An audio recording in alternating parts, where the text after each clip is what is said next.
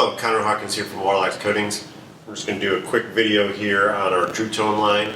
There's a more in-depth video of all of our TRUETONE products on a bunch of different species of wood done by one of our collaborators from Household Homemade. So check that out on our video section. So this is just a white oak countertop, sanded to 120 grit. We have a water pop section and a non-water pop. And let's just kind of give you a quick overview of all 11 colors in our product line.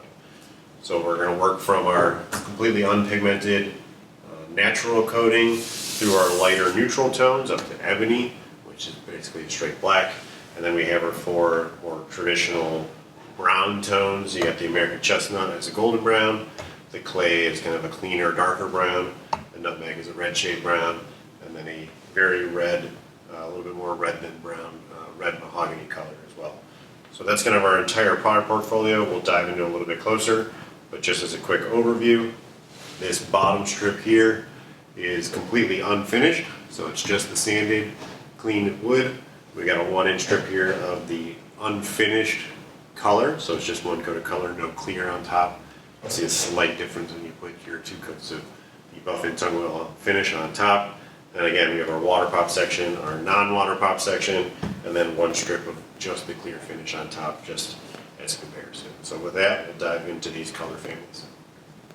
Just as a note, this is being filmed with an iPhone 6, so the colors may appear different than your final wood species. I'm down on the floor to try to reduce some of the glare from our big windows here in our testing room, so that's kind of why we're down here. But this is not a true representation of color, because the phone's going to have it one way.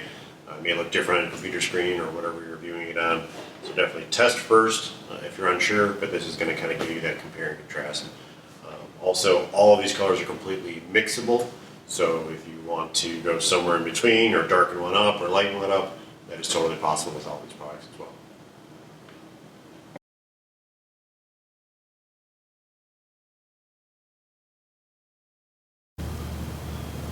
Okay, so the first deep dive we're going to do is based on our lighter colors, or no color in the case of natural. So there you have the natural, the white, the pickled white, and your frost. The natural is just that. In our book, natural means no color, no pigment. Let's let the wood do its thing. So it's just that buffed up, beefed up, tung oil resin blend that's going to let the wood show through. So on this white oak, you're not going to have as much variation, but on some boards where you have some red hues or some golds or some darks and some lights, it's going to really enhance that character of the wood and really bring out the wood for what it naturally is. We're not trying to hide anything, we're not trying to add anything or manipulate anything. It's really just going to liven up that wood, and that tends to give you a warm tone regardless of species of wood. One step above that is the white, which I believe is very popular for people that want to minimize the amount of color change when they go with an oil-based finish. So you do things like a water-based acrylic where it's going to look like that dead plasticky look. This is not going to go quite that dead looking, but it's going to minimize your amount of color change when you go with the clear finish on top. Again, this is 1 coat of white with 2 coats of clear, and it very closely matches your unfinished strip down here. Even more so, I think, in the non-water pop section, where you're just toning down that warmth to some degree. So it's still warm, it's still got that amber tone, but it is a toned down version if you don't want to go quite that amber. It still shows off the grain of the wood very well. You still get some lights and darks, but it does meet that just ever so slightly. Even beyond that, we have our pickled white. And that is more intended to be a true pickling stain, whitewash, lime stain is sometimes referred to as. There you can really see the white show up, especially compared to this unfinished strip down here. And you can really get a whole lot of white depending on your piece of wood. Again, water popping will get you some more color, sanding to a lower grit will get you more white. And you can really whitewash things. I recommend it sometimes when people want more of almost a driftwood type look on some colors. But that really tones down the amber. Again, here's your finished side, so you can see how much whiter that is. Again, this is the non-water pop side, so that's got even less. Very similar to that is the frost color. That does have a touch of gray It's actually a touch of black in there to make it very light gray.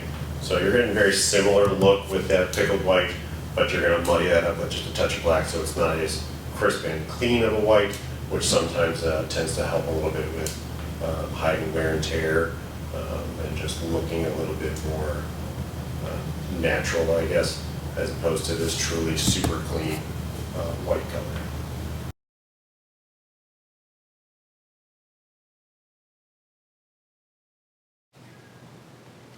Okay, following our whites and our natural, we have our line of grays in our neutral line. We still have the frost here, which was the edge of the last video, and then you have your ash, which is slightly darker, classic gray, and then an ebony, which is just straight black pigment. Here, as you go darker, you do start to see a bigger difference in the water pop versus non, so that how you prepare your wood may start to show more of a difference. I believe in this ebony, when you don't water pop, you get kind of more of a dark brown Java because you have more of the wood showing through, whereas you water pop, you get a much blacker color. Same with the classic gray, that's also very dark, but you do have that touch of white in there to keep it kind of in that gray family. It's a little less clean than the black, obviously, because you have the grayness to it. And then ash is just going to be a lighter version of that. So they're pretty straightforward. They're just varying blends of white and black pigment. There's no reds, shade, or gold.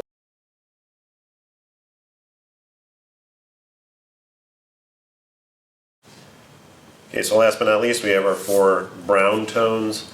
These are our more traditional colors. You got the golden American chestnut, the clean clay color, red shade nutmeg, and then even more red shade red mahogany.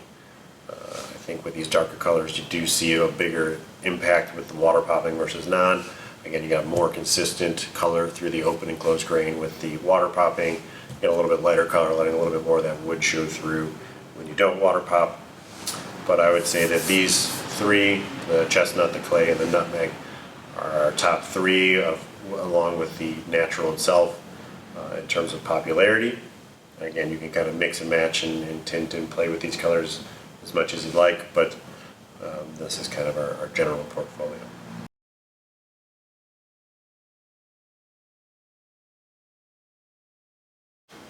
So again, that's just a quick summary of all 11 of our True Tone colors. Again, this is on a white oak countertop, sanded to 120 grit. You have water pop and non, and then it's 1 coat of color followed by 2 coats of the buffing tongue weld finish on top to give you a true idea of that color. And again, just real quick, we have natural white, pickled white, frost, ash, classic gray, ebony, American chestnut, clay, nutmeg, and red mahogany. There's other videos online about applying the True Tone finishes that goes in a little bit more detail about the technique and maybe some ways to manipulate that color, as well as a very good video by our collaborator from Houseful of Handmade that goes through all the different colors on species.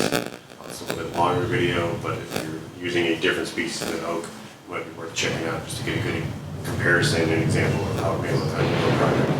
Again, the best thing to do is always test on your own floor or countertop, especially when you're looking at the entire countertop versus just a little section here and there that may change your opinion. And again, you can always tint and mix these to kind of fine tune it to your needs. With that, again, thank you for watching our videos and thank you for choosing Wildlife.